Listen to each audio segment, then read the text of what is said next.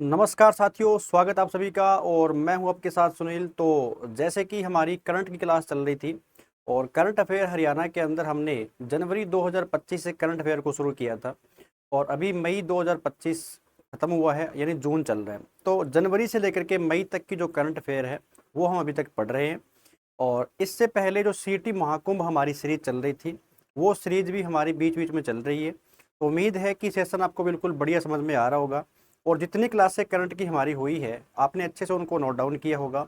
और आज की क्लास का हमारा जो फर्स्ट क्वेश्चन है, यानी आज भी हमारी क्लास कौन सी रहेगी, तो करंट अफेयर। और करंट अफेयर क्लास के अंदर आज की क्लास का हमारा फर्स्ट क्वेश्चन आपके सामने इस प्रकार से है। इसने इसने आपसे पूछा है कि हरियाणा के अंदर मेरा पानी और मेरी विरासत जो योजना है इसके तहत राशि को कितना बढ़ाया गया है।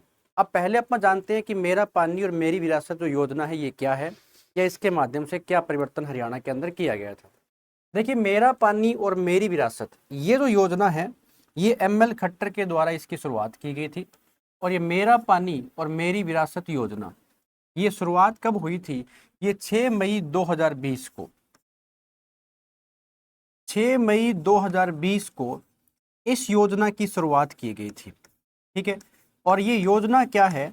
ये योजना ये है कि जो भी किसान धान की खेती करते हैं, जो किसान धान की खेती करते हैं, अगर वो धान की खेती ना करके उसी भूमि के ऊपर किसी अन्य फसल की खेती करे, है ना, किसी अन्य फसल की वो बुआई करते हैं, तो हरियाणा सरकार की तरफ से उसको पहले कितनी राशि रुपए दी जा रही थी? उसको पहले 7,000 रुपये दिए जा रहे थे। यानी 6 मई 2020 को जब इस योजना की शुरुआत की गई ना, तो उस समय टोटल राशि कितने रुपए थी? 7,000 रुपये जो है ना, ये प्रति एकड़ राशि रखी गई थी कि 1 एकड़ की आपको कितने रुपए हरियाणा सरकार देगी? 7,000 रुपये। अगर धान की खेती ना करके आप कोई अन्य फसल की वहां पे खेती करते हो, तो इस प्रकार से इस योजना की शुरुआत हुई थी। लेकिन अभी क्या काम कर दिया गया है, ये जो 7,000 रुपये है ना, इसको बढ़ा करके कितना कर दिया है? 8,000 रुपये कर दिया गया है। यानी अब जो हमारा ऑप्शन है ना, इसका कौन सा रहेगा? ऑप्शन नंबर सी हमारा करेक्ट है। तो क्वेश्चन बन सकता है कि मेरा पानी और मेरी विरासत योजना जो है ये कब शुरू की गई? तो 6 मई 2020 को इस योजना की शुरुआत की गई थी। और इसमें पहले कितनी राशि थी? 7,000 रुपये प्रति एकड़ की। अब कितनी है? अब 8,000 रुपये जो है ये प्रति एकड़ की राशि कर दी गई है। तो क्वेश्चन यही पूछा गया था कि राशि को बढ़ा करके कितना किया गया है, आपने बता देना है। अभी इसको बढ़ा करके 8,000 रुपये कर दिया गया है। ठीक है। तो आइए फिर चलते हैं नेक्स्ट क्वेश्चन के ऊपर। और आपने एक और काम करना है, ऐसी बहुत सारी योजनाएं हैं हरियाणा के अंदर जो आपने याद कर लेनी है। ठीक है, क्योंकि एक क्वेश्चन इन योजनाओं से एग्जाम के अंदर पक्का बन जाता है। तो जैसे अब ये मेरा पानी और मेरी विरासत योजना है, इसकी शुरुआत भी हुई है। आपने एक कमेंट करके बताना है, हरियाणा के अंदर एक योजना की शुरुआत हुई थी कि जो पीड़ित महिलाएं हैं, जो पीड़ित महिलाएं हैं उनको स्वास्थ्य संबंधी या उनको कानूनी सहायता देने के लिए एक योजना की शुरुआत की गई थी। और अगर मैं कहूं कि वन स्टॉप सखी सेंटर इसको बोलते हैं, तो ये सखी सेंटर जो है ना, ये हरियाणा के कौन से जिले में स्थापित किया गया था, या कौन से जिले से इसकी शुरुआत की गई थी, ये बात आपने बतानी है। तो एग्जाम में क्वेश्चन बन सकता है। ऑप्शन नंबर कौन सा रहेगा? सी। आइए नेक्स्ट क्वेश्चन पे चलते हैं। अगला क्वेश्चन इसने आपसे पूछा है, नेक्स्ट में पूछा गया है कि हरियाणा में वित्तीय वर्ष 2025-26 का 2025-26 के लिए कितने रुपए का बजट पेश किया गया है। आपको पता होता है कि बजट जो होता है ना, वो हमेशा, अगर हम सेंट्रल गवर्नमेंट की बात करें तो वित्त मंत्री पेश करता है। अगर हम किसी भी स्टेट गवर्नमेंट की बात करें तो भी कौन पेश करता है? वित्त मंत्री ही पेश करता है। सबसे पहले हम बात करते हैं वित्तीय वर्ष की। तो वित्तीय वर्ष जो है ना, ये कौन सा होता है? अब आप जैसे कहते हैं ना कि 1 जनवरी से 31 दिसंबर, 1 जनवरी से कहते हैं कि नया साल शुरू हुआ है, या 31 दिसंबर तक क्या होता है? एक वर्ष पूरा होता है। तो ये सिस्टम नहीं चलता यहाँ पर।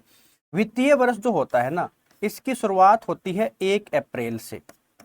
वित्तीय वर्ष की शुरुआत होती है 1 अप्रैल से लेकर के ये चलता है 31 मार्च तक। ठीक है ना। अगर मैं कहूं कि अब की बार वित्तीय वर्ष की शुरुआत कब हुई, तो 1 अप्रैल 2025 से इसकी शुरुआत हुई है और ये 31 मार्च 2026 तक चलेगा। तो ये पूरा क्या होता है, एक वित्तीय वर्ष होता है भारत के अंदर। ठीक है, अब इसने कहा कि हरियाणा में जो वित्तीय वर्ष 2025-26 है इसके लिए कितने रुपए का जो बजट है ये पेश किया गया है। तो ऑप्शन नंबर इसके अंदर जो हमारा बी है ना वो बिल्कुल करेक्ट है।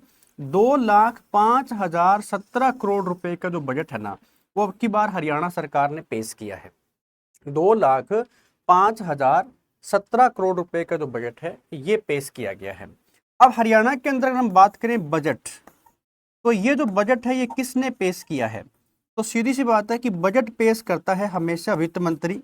और अभी हरियाणा के जो वित्त मंत्री है ना वो कौन है, तो वो एक पर्सन है जो हरियाणा के मुख्यमंत्री भी है, उनका नाम है नायब सिंह सैनी।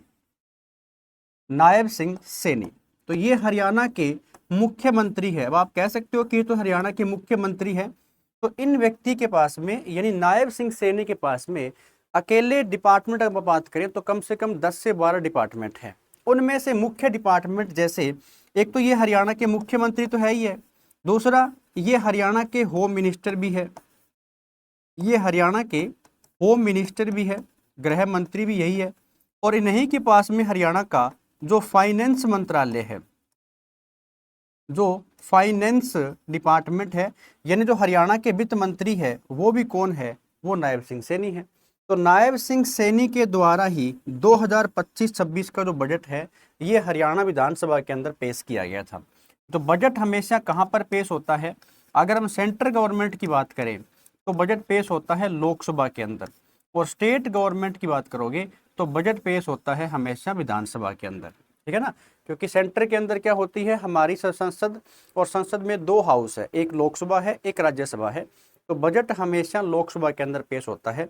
और अगर हम बात करें यहाँ पर जो हरियाणा के अंदर या फिर किसी स्टेट के अंदर, तो स्टेट में अगर विधान परिषद है तो विधानसभा के अंदर बजट पेश होगा, अपने हरियाणा के अंदर क्या है, ओनली ऑन विधानसभा है, तो बजट हमेशा विधानसभा के अंदर।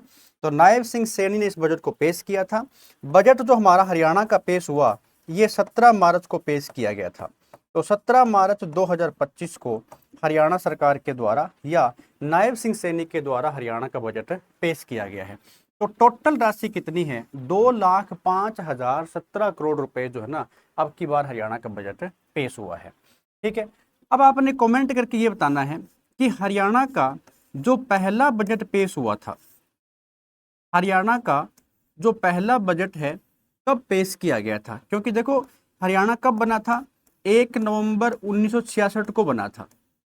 ठीक है, तो 1 नवंबर 1966 के बाद जब हरियाणा का पहला बजट पेश किया गया तो पेश करने वाले जो वित्त मंत्री थे ना हरियाणा के, वो कौन थे, बजट पेश करने वाले हरियाणा के वित्त मंत्री कौन थे, ये आपने कमेंट करके मेरे को जरूर बताना है।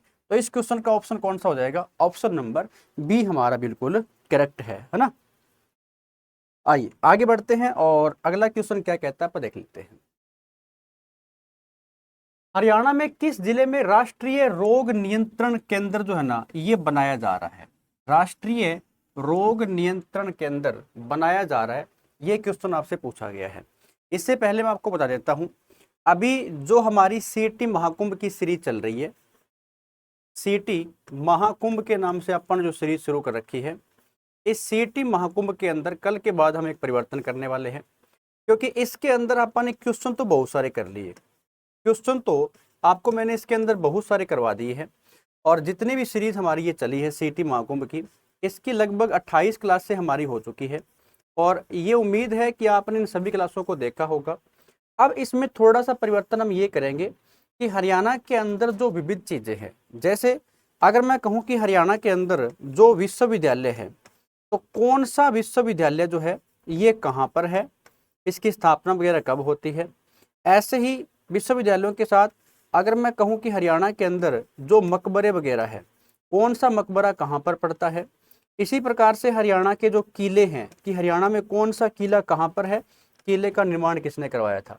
तो अब हम जो सीटी महाकुंभ आएगी ना हमारी क्लास नेक्स्ट, उसके अंदर हम जो हरियाणा में जितनी भी यूनिवर्सिटी है उसके ऊपर चर्चा करेंगे, ताकि आपको ये हो जाए ना। अभी देखो सीटी आने वाला ही है, तो इसके अंदर एक क्वेश्चन हरियाणा में विश्वविद्यालयों से बनता है, कौन सा विश्वविद्यालय कहाँ पर है या किस स्थान पर है या इसकी स्थापना वगैरह कब की गई थी, ऐसे वाले क्वेश्चन बनते हैं। तो कल जो हमारी क्लास रहेगी वो सीटी महाकुंभ की भी आएगी और उसमें हम डिस्कस करने वाले हैं हरियाणा के विश्वविद्यालय। ठीक है, अब इसमें इसने आपसे पूछा है कि हरियाणा के किस जिले में राष्ट्रीय रोग नियंत्रण केंद्र बनाया गया है या बनाया जा रहा है। इस क्वेश्चन का ऑप्शन नंबर जो हमारा ए है ये बिल्कुल क्या हो जाएगा, करेक्ट। अंबाला जो है ना, इसका आंसर बिल्कुल सही है। तो ये अंतरराष्ट्रीय रोग नियंत्रण केंद्र कहाँ पर बनाया जा रहा है, अंबाला के अंदर। अंबाला से क्वेश्चन कैसे बन सकता है, बताइए। हरियाणा में मिक्सी सिटी किसको बोलते हैं, अंबाला को बोलते हैं। मिक्सी सिटी किसको बोलते हैं, अंबाला को। हरियाणा के अंदर वैज्ञानिक उपकरणों का शहर किसे कहा जाता है, अंबाला को कहा जाता है। वैज्ञानिक उपकरणों का शहर किसको बोलते हैं, अंबाला को बोलते हैं। इसी प्रकार से याद रखना, वैज्ञानिक उपकरणों का शहर। ठीक है, फिर क्वेश्चन आएगा हरियाणा के अंदर अंबाला को और क्या नाम से, तो साइंस सिटी के नाम से जानते हैं इसे। साइंस सिटी किसे कहा जाता है हरियाणा के अंदर, तो अंबाला को कहा जाता है। तो मिक्सी सिटी पूछे, वैज्ञानिक उपकरणों का शहर पूछे या फिर साइंस सिटी पूछे, क्या नाम रहेगा, अंबाला आपका ऑप्शन हो जाएगा यहाँ पर। ठीक है, आपने कमेंट करके बताना है अभी जो अंबाला की सीट है और अंबाला से हरियाणा की क्या है, लोकसभा की सीट है और पूरे हरियाणा में लोकसभा की 10 सीटें हैं। ठीक है, तो लोकसभा की सीट 10 में से 2 आरक्षित है, एक सिरसा की आरक्षित है और एक अंबाला की सीट जो है ना ये आरक्षित है।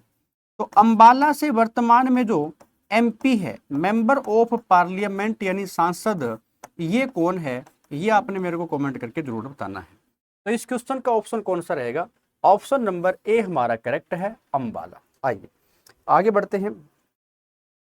नेक्स्ट क्वेश्चन में आपसे पूछा गया है इसने, अंतरराष्ट्रीय महिला दिवस 2025 के अवसर पर सुषमा स्वराज पुरस्कार से किसे सम्मानित किया गया है। अब अपने पिछली क्लास के अंदर जैसे एक तो कल्पना चावला शौर्य पुरस्कार किसको दिया गया था, या फिर जो लाइफ टाइम अचीवमेंट पुरस्कार है ये किसको दिया गया था, ऐसे वाले आपका क्वेश्चन जो पिछली हमारी क्लास हुई है उसके अंदर आप करके आए थे ना। तो इसने पूछा है कि अंतरराष्ट्रीय महिला दिवस 2025 के अवसर पर सुषमा स्वराज जो पुरस्कार है ये किसको दिया गया है या फिर सम्मानित किसको किया गया है। सबसे पहले तो कुछ बातें आपको पता होनी चाहिए सुषमा स्वराज के बारे में। सुषमा स्वराज का संबंध हरियाणा के कौन से डिस्ट्रिक्ट से था, अंबाला डिस्ट्रिक्ट से था। ठीक है ना, अंबाला से था। फिर अगर मैं कहूं कि हरियाणा में सबसे कम उम्र की कैबिनेट मंत्री बनने वाली महिला, हरियाणा में सबसे कम आयु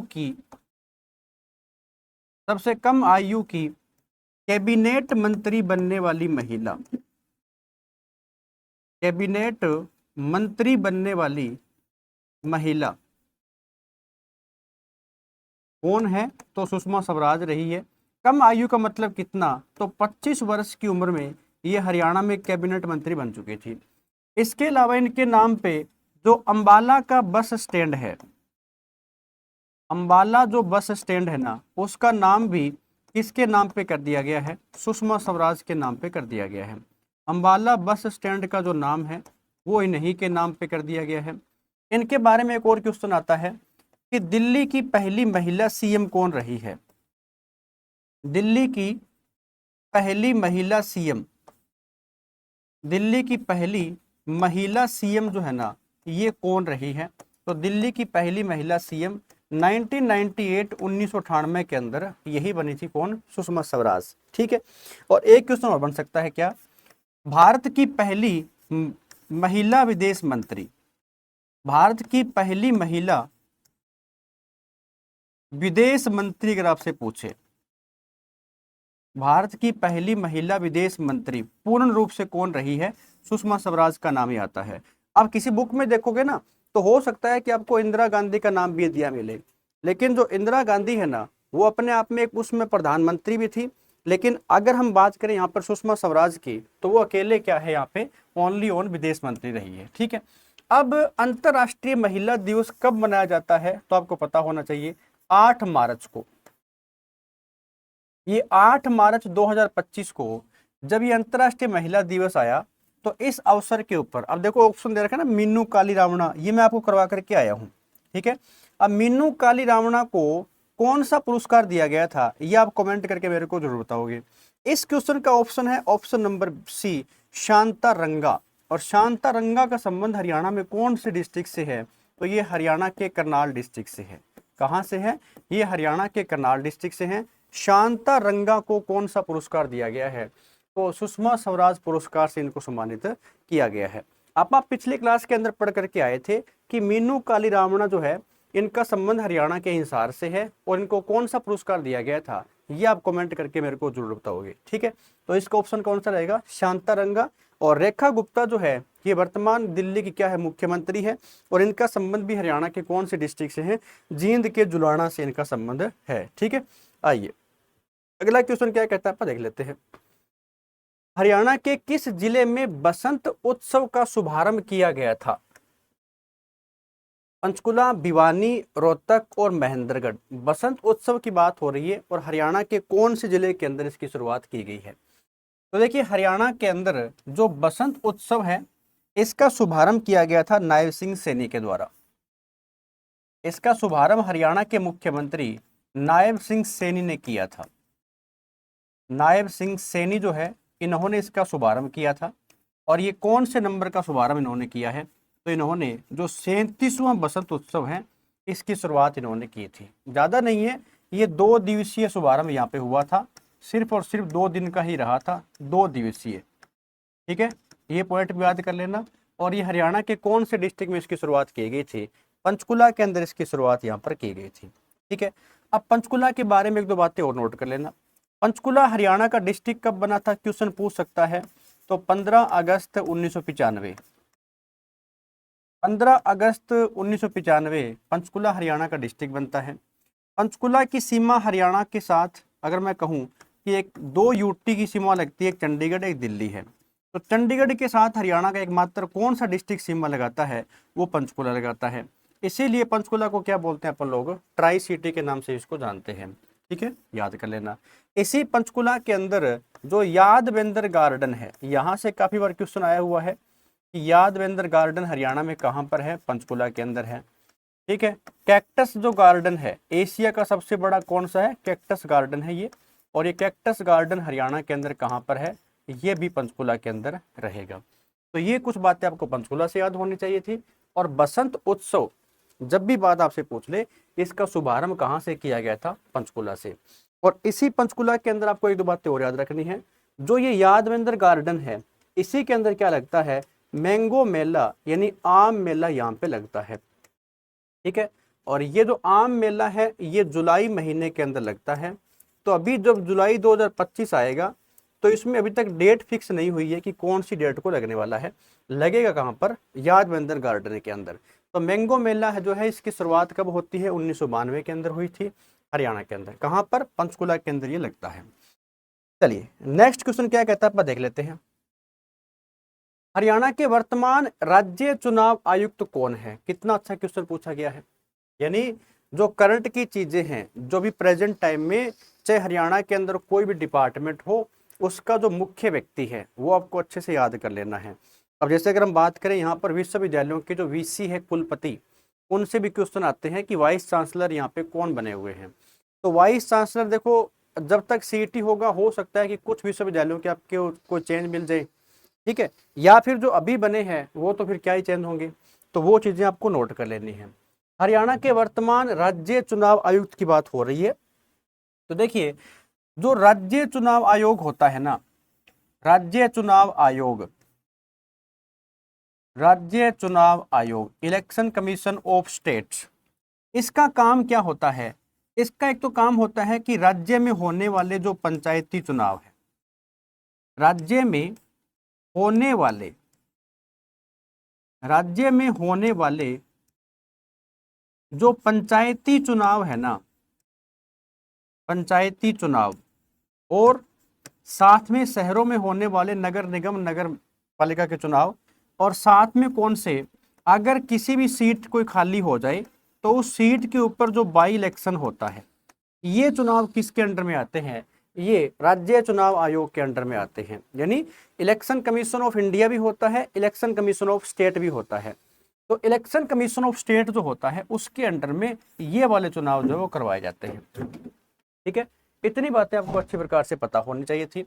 अब इस क्वेश्चन का तो ऑप्शन रहेगा, ऑप्शन नंबर जो हमारा बिल्कुल बी है ना, धनपत सिंह, ये वर्तमान में क्या है, हरियाणा के राज्य चुनाव आयुक्त है। कौन है? धनपत सिंह जो है ये वर्तमान हरियाणा के राज्य चुनाव आयुक्त है। आपने अब देखो राजीव कुमार जो है ये है भारत के मुख्य चुनाव आयुक्त। भारत के मुख्य चुनाव जो आयुक्त है, भारत के मुख्य चुनाव आयुक्त, मुख्य चुनाव आयुक्त। अब मैं ऐसा क्यों बोल रहा हूं, क्योंकि अभी जो हमारा इलेक्शन कमीशन ऑफ इंडिया है ना उसमें 3 व्यक्ति आते हैं। इसमें एक चीफ होता है और 2 क्या होते हैं, अन्य होते हैं, अदर होते हैं। तो अभी जो हमारा इलेक्शन कमीशन ऑफ इंडिया है उसके मुख्य व्यक्ति कौन है, तो उसके मुख्य व्यक्ति है राजीव कुमार। हरियाणा के कौन है अभी, तो धनपत सिंह, आपको नोट कर लेना है। ठीक है, ये चीजें आपको पता होनी चाहिए थी। और इलेक्शन कमीशन ऑफ इंडिया का जो गठन है ये कब हुआ, तो ये होता है 25 जनवरी 1950 को। और 25 जनवरी 1950 को जो गठन हुआ तो अपन लोग 25 जनवरी को किस रूप में मनाते हैं, राष्ट्रीय मतदाता दिवस के रूप में मनाते हैं। राष्ट्रीय मतदाता दिवस के रूप में मनाया जाता है। राष्ट्रीय मतदाता दिवस जो है ये कब मनाते हैं, 25 जनवरी को मनाया जाता है। तो याद कर लेना इन चीजों को कि वर्तमान हरियाणा के राज्य चुनाव आयुक्त कौन है, धनपत सिंह है। और राजीव कुमार क्या है, ये रहेंगे इलेक्शन कमीशन ऑफ इंडिया के, यानी भारत के मुख्य चुनाव आयुक्त ये हैं। श्री जे के दुग्गल जो है ना ये हरियाणा के पहले मुख्य चुनाव आयुक्त थे। ये कौन थे, ये हरियाणा के पहले मुख्य चुनाव आयुक्त थे। आपको अच्छी प्रकार से पता होना चाहिए। चलिए अगला क्वेश्चन क्या कहता है आप देख लेते हैं। हरियाणा में कुल कितने साइबर क्राइम पुलिस स्टेशन है? हरियाणा में कुल कितने साइबर क्राइम पुलिस स्टेशन आपसे पूछा गया है। तो अगर मैं कहूं कि पहला साइबर क्राइम जो पुलिस स्टेशन है ये हरियाणा में कहां पर खोला गया था, इसकी शुरुआत होती है हरियाणा के गुरुग्राम से। हरियाणा के गुरुग्राम से इसकी शुरुआत होती है। ठीक है, और अब इसने कहा है कि कुल कितने हैं, तो ऑप्शन नंबर जो सी है ये हमारा करेक्ट है। 29 है ना अभी हरियाणा के अंदर साइबर क्राइम पुलिस स्टेशन है। अगर हम बात करें यहाँ पर हरियाणा पुलिस की, तो हरियाणा पुलिस किसके अंडर में काम करती है, स्टेट गवर्नमेंट के अंडर में काम करती है। स्टेट गवर्नमेंट के अंडर में काम करती है। कौन? स्टेट की पुलिस यानी हरियाणा पुलिस इनके अंडर में काम करती है। और हरियाणा पुलिस के अंदर पर बात करें यहाँ पर, तो और क्या क्वेश्चन यहाँ से बन सकते हैं। अभी 29 तो क्या है, साइबर क्राइम पुलिस स्टेशन है। अगर आपसे पूछे कि पूरे हरियाणा में पुलिस थाने कितने हैं, अभी पुलिस थाने या पुलिस स्टेशन कितने हैं, तो आपने बताने हैं पूरे हरियाणा के अंदर 409 जो है ना ये पुलिस थाने हैं। ठीक है, और हरियाणा के अंदर क्वेश्चन और बन सकता है कि जैसे पहला जो महिला पुलिस थाना है इसकी शुरुआत कहाँ से हुई थी। पहला महिला जो पुलिस थाना है इसकी शुरुआत कब होती है, तो पहला महिला पुलिस थाना 29 अगस्त को दिन शुरुआत हुई थी, 29 अगस्त 2015। और इसकी शुरुआत पंचकुला डिस्ट्रिक्ट से की गई थी। कहाँ से? पंचकुला डिस्ट्रिक्ट से इसकी शुरुआत की गई थी।